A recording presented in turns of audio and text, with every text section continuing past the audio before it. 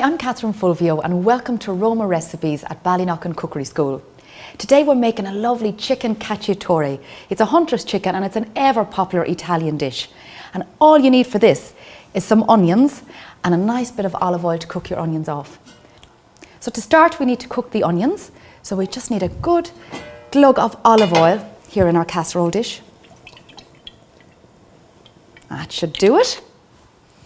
And then in go our diced onions. So while they're cooking, I need to prepare chicken. This here is diced chicken breast.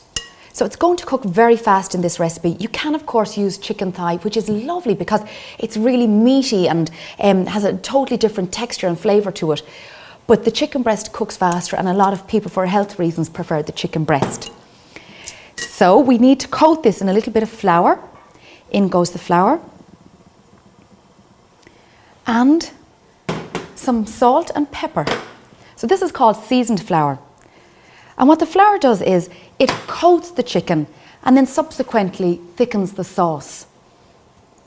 So nice bit of salt. There we are. And just mix like so. Some people prefer to put the chicken in a Ziploc bag with the flour and the salt and pepper and give it a good shake. I have my pan already heating here, so just again a nice drizzle of olive oil in it. This is just a shortcut on my part. I could of course cook the chicken in with the onions later, but just to speed it up a little bit, I'm going to separately brown the chicken. And I want the chicken to have a lovely brown colour on it because that's going to bring a caramel type flavour into the stew or casserole. So be careful not to overcrowd your pan while you're frying. And what I would recommend is you just pop your ingredients in like that, leave it, be patient, let it brown one side and then turn it rather than just constantly stirring it. If you do that, it'll really just stew, so you need the heat to get into it. So we just leave that for about a minute or two to get a nice caramel colour on it. So let's see if my patience has paid off now. Will I turn the chicken? Oh yes, look at that. Lovely golden chicken, that's what you want. Lovely and crispy. It's going to have a nice texture in the stew as well.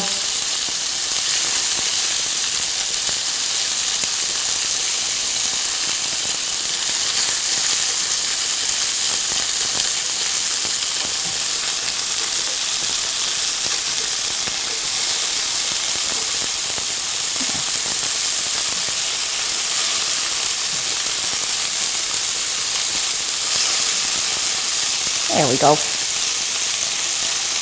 So we're talking about another minute only on the other side. Beautifully browned. I'll check the onion when I'm here.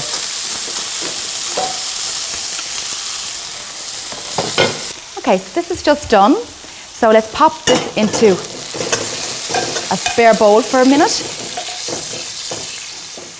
So that's all the hard work done. Now all you need to do is pop your chicken back in with the onions into your casserole dish. In they go. And here's the balance of the chicken. What you can do is you can deglaze your frying pan with a little bit of white wine. And there's white wine going into the recipe anyway. And you might as well take all those lovely flavours that are here in the bottom of the frying pan left from caramelising lightly the chicken. So there's our white wine. Give that a nice stir. And that just takes all of those lovely caramelised bits and makes it part of the wine and it becomes a lovely sauce. It also saves a huge amount on the washing up. There we go. So we turn this off and this goes into our stew.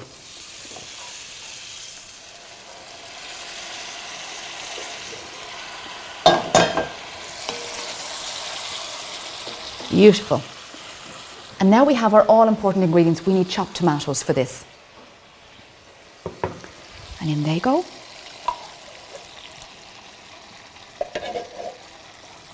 That's a beautiful colour. Lovely deep red shade. There we go. Turn your heat up to bring it back to the boil and stir.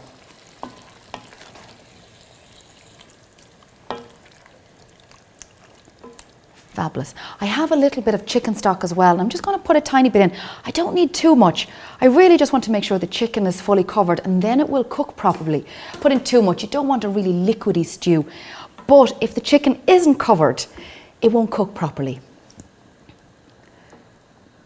So we just bring that to the boil, then we turn it down and leave it to simmer for about 15 minutes. Let's give it a little stir there. And again, as always in Italian food, you need your pepper, you need your salt, and with the tomatoes, you need a nice bit of sugar. There we go. And for a depth of flavour, I'm adding in some tomato puree.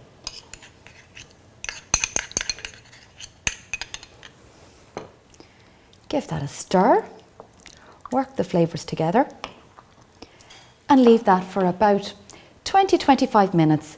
You just want the flavours to meld and you want the chicken to cook.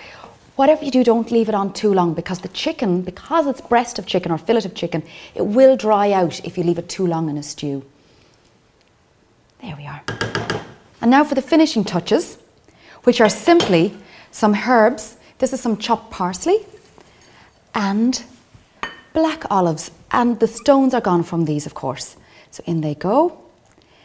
It's important not to put olives in too early in a stew or something like that, because they actually go quite bitter when you cook them for too long. So they just get heated through. I'm just going to tear up a little bit of basil as well and put that in. And then check for seasoning. There we are. Smells so good. That little bit of basil in at the end, now that's really giving it the edge. That's nice.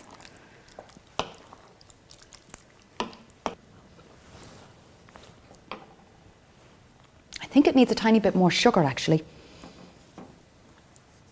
There we are. Oh, it just smells so good. This is a lovely stew.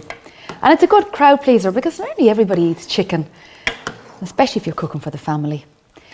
Now, if you're ever going to use your grandmother's little casserole presentation dish, this is the time. So pop it into a nice dish that you can bring to the table and leave it for everybody to help themselves.